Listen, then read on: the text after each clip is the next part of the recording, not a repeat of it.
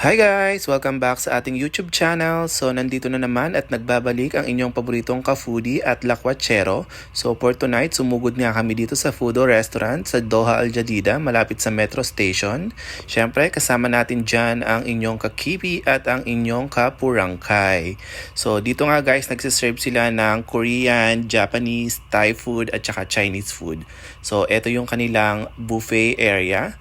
So, ayan, papakita ko sa inyo kung ano yung mga food dyan. So, meron silang mga siopaw, dumplings, meron silang mga salads, spring rolls, kimchi. So, dito rin sa kabilang side, meron din silang salmon, pad thai, meron silang mga beef, fried rice, syempre, chicken, meron din silang, ayan, yung tofu. And then, ayan yung vegetable spring rolls.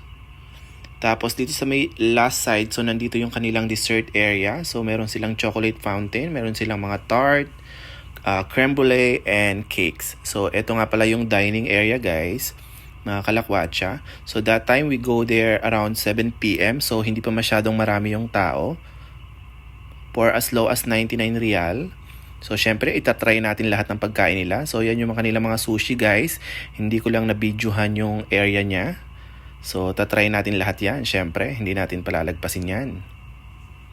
So, mga busog-lusog na naman ang mga person.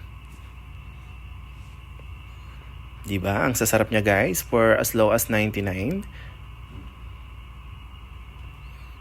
Meron din silang milk tea. So, yun yung trinay natin na drinks. So mga ka-foodie, meron nga rin pala sila ditong grill area. So ayan, pili lang kayo dyan ng meat na gusto nyo. And then iihawin na nila yan for you. So included na rin siya dun sa buffet. At syempre, hindi na nga natin patatagalin at huhusgahan na natin ang mga pagkain dito sa Foodo. So ayan, kain lang tayo. Flex ko lang. Busog-lusog na naman ang mga person.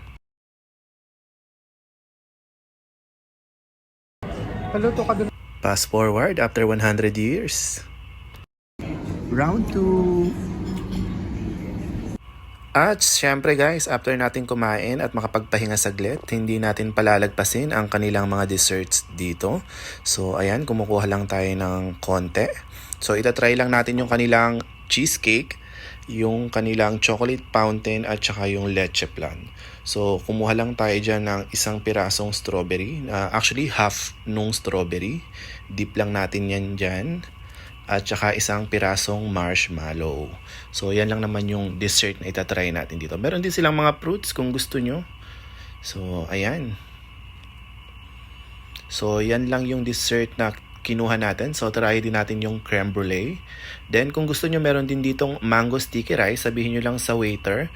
Then dadalhin lang nila yan sa table nyo. Kasama na rin yan sa babayaran nyo guys.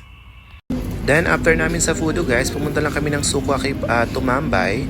Kung nagustuhan nyo yung video na to, please don't forget to like, share, and subscribe. Bye! God bless!